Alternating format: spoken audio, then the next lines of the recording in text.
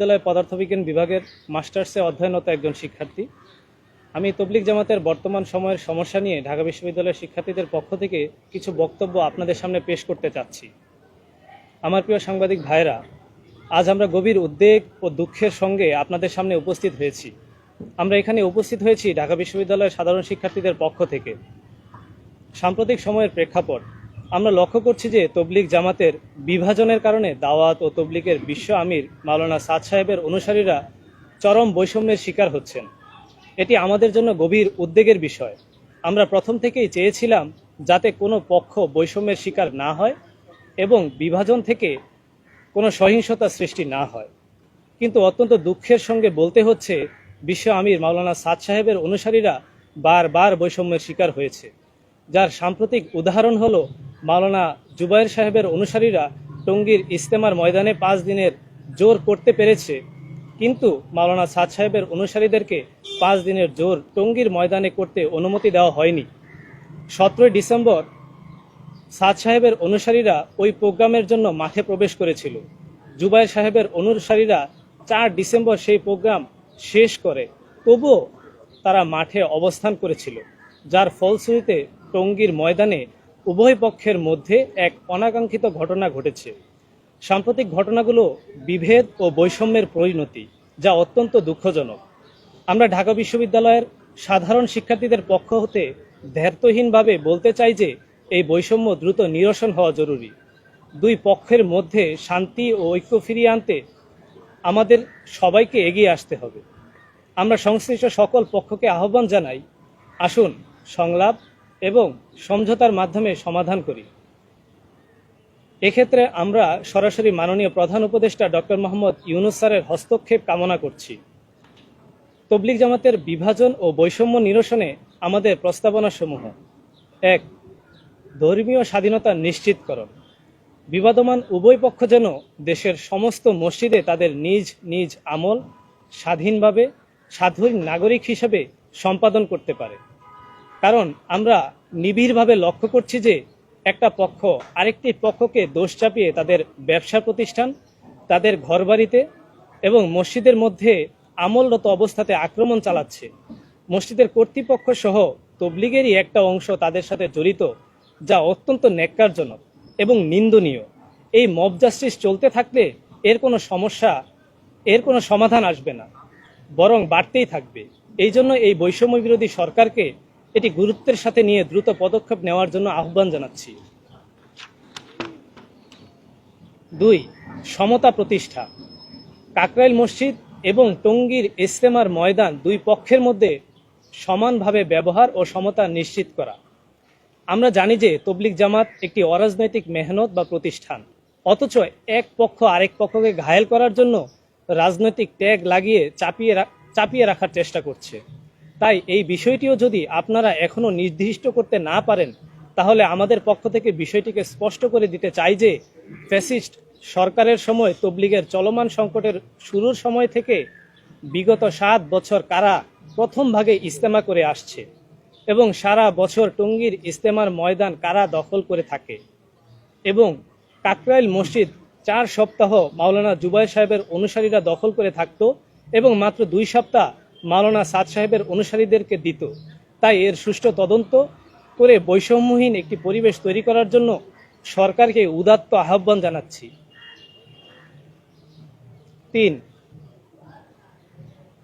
বিশ্ব ইজতেমার মর্যাদা রক্ষা।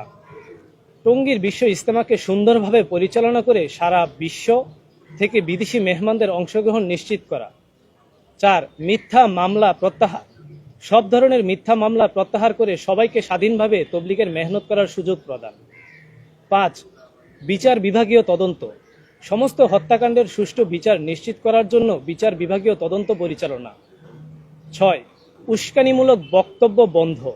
কেউ যেন কারো বিরুদ্ধে কোনো উস্কানিমূলক বক্তব্য প্রদান না করে ধর্মীয় সহ অবস্থান নিশ্চিত করে দেশের শান্তি ও মঙ্গল রক্ষা এবং বহির্বিশ্বে বাংলাদেশের সম্মান অক্ষুণ্ণ রাখা। 7. মুরব্বীদের অংশগ্রহণ নিশ্চিতকরণ। অন্যান্য ধর্মীয় গোষ্ঠীর মতো দুই পক্ষই যেন তাদের মুরব্বীদের অনুষ্ঠানে অংশগ্রহণের সুযোগ পায় এবং কোনো বাধার সম্মুখীন না হয়। 8. বিদেশি মেহমানদের অংশগ্রহণ বৃদ্ধি। আগামী বছরের বিশ্ব ইজতেমায় অধিক সংখ্যক বিদেশি মেহমানদের অংশগ্রহণ নিশ্চিত করার লক্ষ্যে উভয় পক্ষের নিজ নিজ প্রচেষ্টা এবং সরকারি সহযোগিতা প্রদান। 9. সরকারি উদ্যোগ। সরকারি সর্বোচ্চ মহল নিরপেক্ষ থেকে দুই পক্ষকে একত্রিত করে সমস্যার মূল কারণ উদ্ঘাটন এবং কার্যকর সমাধান প্রদান। 10. জাতীয় ঐক্য। সবাই যেন মানুষের আগে মানুষ হিসাবে ভেদাভেদ ভুলে দেশের কল্যাণে কাজ করে ধর্মীয় স্বাধীনতার সাথে বিশ্বে বাংলাদেশের সুনাম অক্ষুণ্ণ রাখার জন্য সামগ্রিক ব্যবস্থাপনা নিশ্চিত করা। 11. দেশব্যাপী উগ্রপন্থা, সহিংসতা, মেসাকার ও মব জাস্টিস বন্ধ করতে হবে। সাংবাদিক সহ সাধারণ মুসল্লিদের জানমালের নিরাপত্তা প্রদানে জরুরি পদক্ষেপ নিতে হবে। ধন্যবাদ। আসসালামু আলাইকুম। জি, আমি ঢাকা বিশ্ববিদ্যালয় পদার্থবিজ্ঞান বিভাগের মাস্টার্সে অধ্যয়নরত থিসিসের একজন স্টুডেন্ট। নাম আব্দুল্লাহ আল মাহমুদ।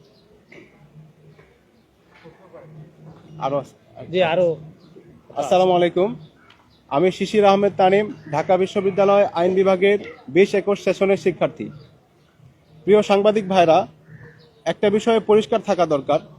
আপনারা সবাই অবগত আছেন, গত রবিবার আমাদের ঢাকা বিশ্ববিদ্যালয়ের শোরায় নেজাম অনুসারী তাবলিগের সাথী ভাইরা, আপনারা জুবাইরপন্থী হিসেবে যাদেরকে চিনেন, তারা একটি সংবাদ সম্মেলন করেছিল। আপনারা কখনোই এমনটা মনে করবেন না যে আমরা তাদের সংবাদ সম্মেলনের প্রেক্ষিতে পাল্টা কোনো সংবাদ সম্মেলন করতেছি, বরং আমাদের বর্তমান তাবলিগের সাম্প্রতিক সমস্যা নিয়ে কিছু প্রস্তাব ছিল। আমরা সেই প্রস্তাবগুলো উপস্থাপন করার জন্যই আজকের প্রোগ্রামটি করতেছি। কারণ আমরা মনে করি এবং বিশ্বাস করি যে যুক্তিতর্কের মাধ্যমে পাল্টাপাল্টি যদি আমরা যুক্তিতর্ক শুরু করি, তাহলে এই সমস্যার কোনো সমাধান হবে না, বরং সমস্যা, ঝগড়া বিবাদ আরও বৃদ্ধি পাবে। আমরা চাই শুধু বাংলাদেশে না, সারা বিশ্বের মধ্যে তাবলিগের কাজ আবার এক প্ল্যাটফর্মের অধীনে চলে আসুক। আর এজন্য বাংলাদেশ সরকার, উভয় পক্ষের তাবলিগের মুরব্বীগণ, ওলামায়ে কেরাম, সর্বস্তরের জনগণ এবং ঢাকা বিশ্ববিদ্যালয়ের তাবলিগের সাথী ভাইদেরকে আমরা অনুরোধ করব, আসুন আমরা ঐক্যবদ্ধ উদ্যোগ গ্রহণ করি কিভাবে তাবলিগকে আবার এক প্ল্যাটফর্মের অধীনে নিয়ে আসা যায়। এই ঢাকা বিশ্ববিদ্যালয় থেকে অনেক বড় বড় আন্দোলন সংগ্রামে নেতৃত্ব দেওয়া হয়েছে এবং এর সফলতার খবর আমরা জানি। 52 ভাষা আন্দোলন থেকে শুরু করে 71-এর মহান মুক্তিযুদ্ধ, 90-এর স্বৈরাচার বিরোধী আন্দোলন এবং সর্বশেষ 2024 সালের জুলাই গণঅভ্যুত্থানে ঢাকা বিশ্ববিদ্যালয়ের ছাত্রদের অগ্রণীর ভূমিকার কথা আমরা সবাই জানি। আমরা বিশ্বাস করি, আমরা ঢাকা বিশ্ববিদ্যালয়ের শিক্ষার্থীরা যদি উদ্যোগ গ্রহণ করি, উভয় পক্ষের মুরব্বীদের সাথে যতদিন লাগে আমরা আলোচনা পর্যালোচনা করি, আমরা ইনশাআল্লাহ অতি দ্রুত এই তাবলিগকে আবার এক প্ল্যাটফর্মের অধীনে নিয়ে আসতে পারবো। এবং যতদিন পর্যন্ত তাবলিগকে আমরা এক প্ল্যাটফর্মের অধীনে নিয়ে আসতে না পারি, ততদিন পর্যন্ত তাবলিগকে সকল ধরনের সংঘাত, সহিংসতা থেকে মুক্ত রাখার জন্য আমরা ছাত্ররা সরকারের সাথে যৌথভাবে কাজ করে যাব। আর এজন্য কাকরাইল মসজিদ, টঙ্গী ইজতেমা ময়দান, সারা বাংলাদেশের প্রত্যেকটা মসজিদে উভয় পক্ষের সমানভাবে তাবলিগের কাজ করার, আমল করার সুযোগ নিশ্চিত করতে হবে। অন্যথায় এক পক্ষ যদি আরেক পক্ষকে বৈষম্যের দিকে ঠেলে দেয়, এক পক্ষ যদি আরেক পক্ষকে প্রতিহত করার হুঁশিয়ারি দেয়, বাধা দেওয়ার হুমকি প্রদান করে, তাহলে এই তাবলিগের সমস্যা কখনোই সমাধান হবে না। বরং পরিস্থিতি যদি এমনভাবে চলতে থাকে, না জানি আরও কত সংঘর্ষের চিত্র আমাদেরকে দেখতে হবে। আল্লাহ তাআলা আমাদের সকলকে বুঝার এবং আমল করার তৌফিক দান করুন। আমিন। আসসালামু আলাইকুম। শিশির আহমেদ তানিম, আইন বিভাগ, 20-21 সেশন। যে আপনাদের কোনো প্রশ্ন থাকলে বলতে পারেন। না, আমরা যে কোনো পন্থী না তা না, আমরা নিজামুদ্দিন মার্কাজের অনুসারী, যাদেরকে আপনারা সাতপন্থী হিসেবে জেনেন, আমরা তাদের অনুসারে আমরা তাবলিগের কাজ করি।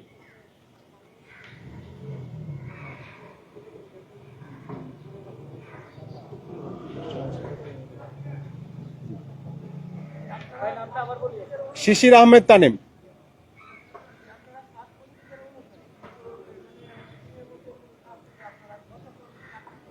না, ব্রিফিং এ আমরা তো একবারও বলি না, সচেতন ছাত্র সমাজের কথা বলা হয় না। আমরা ঢাকা বিশ্ববিদ্যালয়ে শিক্ষার্থী হিসেবে আজকে এখানে এসেছি। একজন মানুষের অনেক পরিচয় থাকতে পারে, কিন্তু সে সব সময় সব পরিচয় নিয়ে একটা জায়গায় আসবে এরকম তো না। আমরা আমাদের শিক্ষার্থী হিসেবে আমাদের বিশ্ববিদ্যালয় ক্যাম্পাসে আমরা একটা সংবাদ সম্মেলন করতেছি।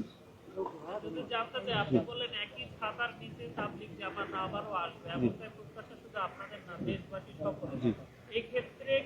করছেন যে দুই পক্ষের ছাড় দেওয়ার মানসিকতা সহ আর কি করণীয় হতে পারে যদি একদম ছোট করে জানতে চান? দেখেন, একদম ছোট করে যেটা, সেটা হচ্ছে আমাদেরকে মানে সমস্যাটার মূল কোথায় সেখানে আমাদেরকে হাত দিতে হবে। কোথায় থেকে সমস্যাটা শুরু হয়েছে? মূল সমস্যাটা হয়েছে 2017 সালে। একটু বলতে হবে, একেবারে ছোট করতে বলা যায় না। 2017 সালের টঙ্গী ইজতেমা, তখন পর্যন্ত ভাগ ছিল না। তখন যখন মাওলানা সাদ সাহেবকে বিশ্বের অনেকগুলো দেশ যারা উপস্থিত ছিল ইজতেমা ময়দানে, সকলের উপস্থিতিতে যখন আমির বানানো হয়, তারপরে 18 সালে একটা বিভেদ চলে আসে।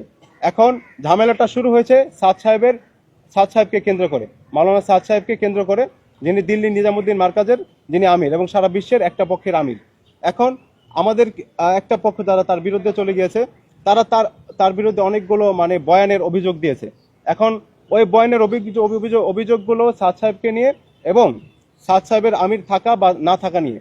এজন্য আমাদের ওইখান থেকেই আমাদেরকে হাত দিতে হবে, উভয় পক্ষের মুরব্বীদেরকে সংলাপে আসতে হবে যে কার কি অভিযোগ, এরকম সংলাপে আসতে হবে। এবং নির্ভরযোগ্য যারা আমরা দুই পক্ষই যাদেরকে মানি, আপনারা যদি জানতে চান বলতে পারি যে আমাদের পাকিস্তানের মাওলানা তাকি উসমানী সাহেব, আমাদের ভারতের দেওবন্দ মাদ্রাসার হজরত মাওলানা আরশাদ মাদানী সাহেব, আমরা দুই পক্ষের মুরব্বীরা ওনাদেরকে মানে।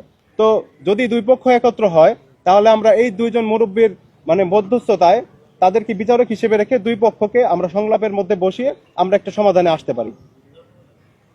আপনি একটা বিষয় বলেছেন যে যে সমস্যা যেখান থেকে মূল সমস্যা শুরু হচ্ছে, তো সেই সমস্যাটা অথবা যেমন রাষ্ট্রকে আমি এই বিষয়ে যদি তারা না মানতে চায়, যারা আসলে আমি কিছু মানতে চায় না, তাদের তো সংখ্যাগরিষ্ঠতা বেশি।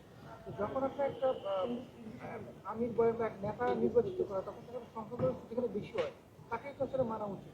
তাহলে আপনারা সেই বিষয়টাকে ছাড় দেওয়ার না, দেখেন, এখানে বিষয়টা হচ্ছে তাবলিগ শুধু বাংলাদেশে না, তাবলিগ সারা বিশ্বব্যাপী এবং আমির সারা বিশ্বব্যাপী নির্ধারণ করা হয়। বিগত দিনে যত আমির ছিল তারা সবাই কোনো দেশের জন্য ছিল না।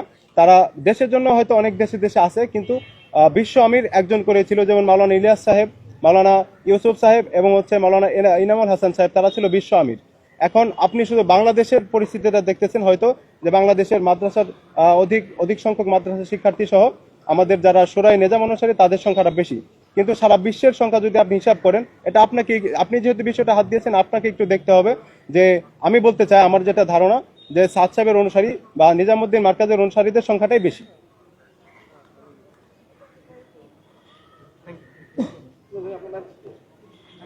জি।